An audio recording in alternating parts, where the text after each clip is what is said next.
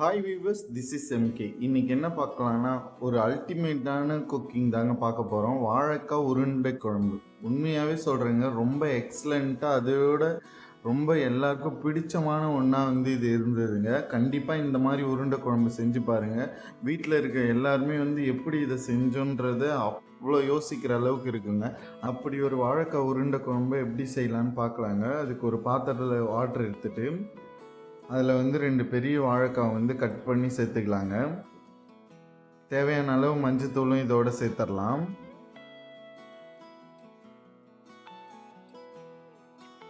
சேர்த்து நல்லா மூடி போட்டு நல்லா வேக வச்சிடலாங்க. வேக வச்சு இந்த மாதிரி எடுத்து வச்சிடலாம்.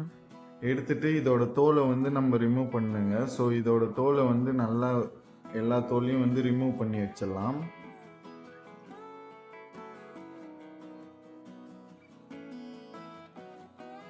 இந்த மாதிரி எல்லா பீஸையுமே தோலை ரிமூவ் பண்ணிவிட்டு சேர்த்து நல்லா ஸ்மாஷ் பண்ணிடலாங்க. அதுக்கு ஸ்நாக்ஸரோ இல்லை நீங்கள் மத்தோ இல்லை கரண்டியோ இந்த மாதிரி யூஸ் பண்ணி நல்லா மசிச்சு விட்டுறலாம்.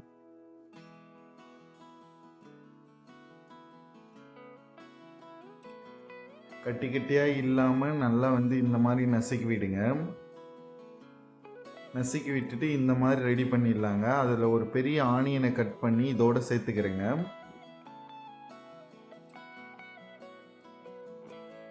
நெக்ஸ்ட் ஒரு 2 பச்சை மிளகாய் கட் பண்ணி பொடிசாக இதோட சேர்த்துடலாங்க.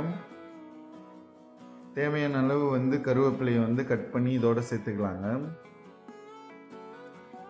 தேவையான அளவு மஞ்சத்தூளும் இதோட சேர்த்துடலாங்க.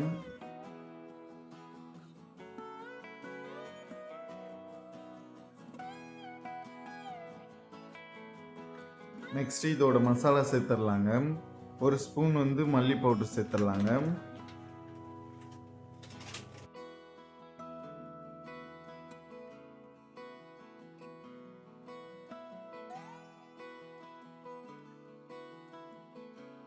ஒரு ஸ்பூன் ஜீரா பவுடர் சேர்த்துடலாங்க. ஒரு ஸ்பூன் கரம் மசாலா சேர்த்துடலாம். தேவையான அளவு சில்லி பவுடர் சேர்த்துலாங்க. நீங்கள் காரத்துக்கு ஏற்ற மாதிரி சேர்த்துக்குங்க. நான் பச்சை மிளகாய் ஆட் பண்ணதால தேவைக்கு எப்போ சேர்த்துருக்கேன். தேவையான அளவு உப்பும் சேர்த்துடலாங்க.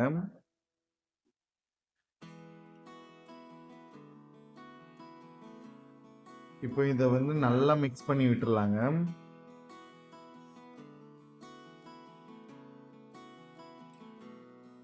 இந்த மாதிரி நல்லா மிக்ஸ் பண்ணி விடுங்க. மசாலா நல்லா ஊறட்டும். இந்த மாதிரி ஊறின உடனே இதில் நெக்ஸ்ட்டு ஒரு 1/4 கப்பு கடலை மாவு சேர்த்துடலாங்க. கடலை மாவு சேர்த்தா தாங்க நல்லா உருண்டை பிடிச்சி பொரிக்கும் போது நல்லாவே உருண்டை வரும். வந்தாக்கா இதை நல்லா பொரிக்கும் போது பிரிஞ்சு போகாமல் இருக்கும். ஸோ கடலை மாவு கண்டிப்பாக சேர்க்கணுங்க. சேர்த்து இந்த மாதிரி உருண்டை பண்ணி இந்த மாதிரி எடுத்து வச்சிடலாம் தனியாக. நெக்ஸ்ட்டு ஒரு பாத்திரத்தில் தேவையான அளவு ஆயில் சேர்த்துடலாங்க.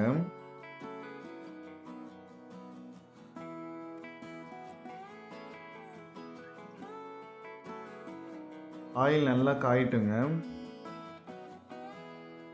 ஆயில் நல்லா காஞ்ச உடனே இந்த உருண்டைகளை ஆயிலில் சேர்த்துடலாங்க. நான் கொஞ்சமாக ஆயில் சேர்த்துருக்கேன். ஸோ நீங்கள் நிறைய ஆயில் சேர்த்திங்கன்னா ஃபுல்லாகவே வந்துருங்க ஒரே டைமில். ஆனால் இந்த மாதிரி கொஞ்சமாக ஆயில் சேர்த்திங்கன்னா லைட்டாக பாதி வேகட்டும். நெக்ஸ்ட்டு அது நல்லா திருப்பி விடலாம். திருப்பி விடும்போது தாங்க எல்லா சைடும் நல்லா ஈவனாக வேகும்.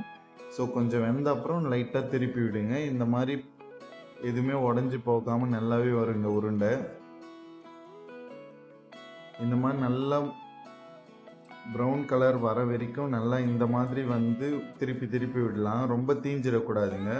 ஸோ பதமாக பார்த்து நல்லா திருப்பி விட்டுட்டே இருக்கலாம்.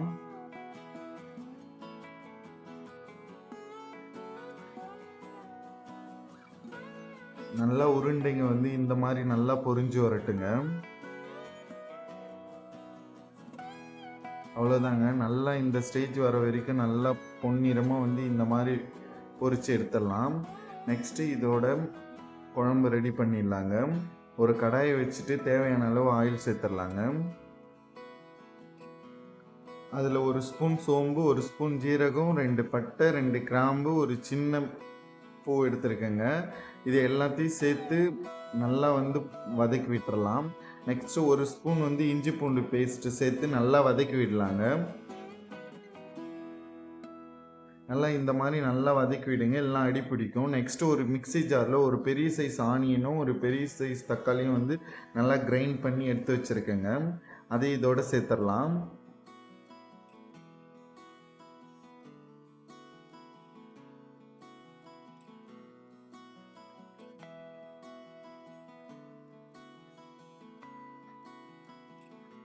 இந்த மாதிரி நல்லா வதக்கி விட்டுறலாங்க. நல்லா தக்காளிலாம் நல்லா வந்து வதங்கி வரட்டுங்க. நல்லா அடி பிடிக்காமல் வதக்கி இந்த மாதிரி ஸ்ட்ரக்சர் வர வரைக்கும் நல்லா வதக்கி விடுங்க. நல்லா ஆயில் நல்லா பிரிஞ்சு வரணுங்க. இந்த மாதிரி ஸ்டேஜில் நம்ம வந்து நெக்ஸ்ட் மசாலா சேர்த்துடலாம். 1 ஸ்பூன் மல்லி பவுடர் சேர்த்துக்கிறேன். 1 ஸ்பூன் நெக்ஸ்ட் வந்து ஜீரா பவுடர் சேர்த்துடலாங்க.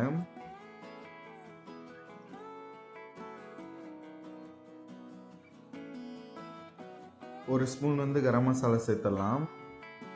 1 ஸ்பூன் வந்து குழம்பு மிளகாத்தூள் சேர்த்துடலாங்க. இப்போ இதை நல்லா எல்லாத்தையும் வந்து மசாலா வந்து வதங்கி வர அளவுக்கு நல்லா வதக்கி விட்டுறலாங்க.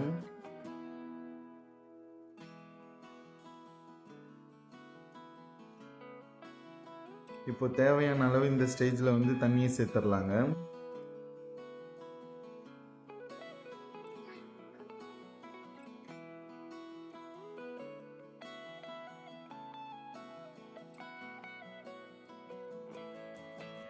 நல்லா இந்த மாதிரி மிக்ஸ் பண்ணி விட்டுருங்க. விட்டுட்டு தேவையான அளவு மஞ்சத்தூள் சேர்த்துடலாங்க.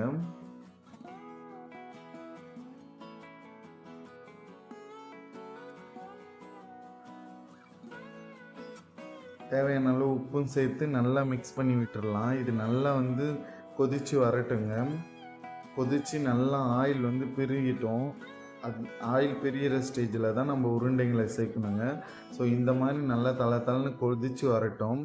கொதித்து இந்த மாதிரி ஆயில் பிரியும் பொழுது நம்ம உருண்டைகளை வந்து சேர்த்துடலாங்க. அவ்வளோதாங்க, நம்ம வாழைக்காய் உருண்டை குழம்பு வந்து ஆல்மோஸ்ட் ரெடி ஆயிடுச்சு. ஸோ வந்து இப்போ நல்லா வந்து உருண்டைகள் எல்லாம் இதோட நல்லா மெர்ஜாகி வேகுங்க. ஸோ நல்லா இதை கிளறி விடுங்க. ஒரு 2 மினிட்ஸ் மட்டும் வேகட்டும். நல்லா இந்த மாதிரி மிக்ஸ் பண்ணி மட்டும் விடுங்க.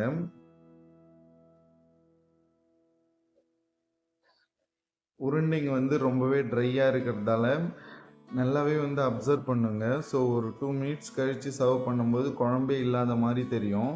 ஸோ அதனால் எவ்வளோ உங்களுக்கு தண்ணி தேவையோ அந்த அளவுக்கு வந்து தண்ணி சேர்த்துக்குங்க. ஏன்னா உருண்டைங்க எல்லாமே சேர்ந்து ஊறி நல்லா உப்புரி வருங்க. ஸோ அந்த மாதிரி வந்து நல்ல உருண்டைகளை வந்து புட்டு சாதத்தோடு சாப்பிடும்போது ரொம்பவே நல்லாயிருக்கும். அவ்வளோதாங்க, நம்மளுக்கு தேவையான வாழைக்காய் உருண்டை குழம்பு வந்து ரெடி ஆயிடுச்சு. சாப்பிட்டு பார்த்துட்டு எப்படி இருக்குன்னு கண்டிப்பாக கமெண்ட் பண்ணுங்கள். தேங்க்யூ.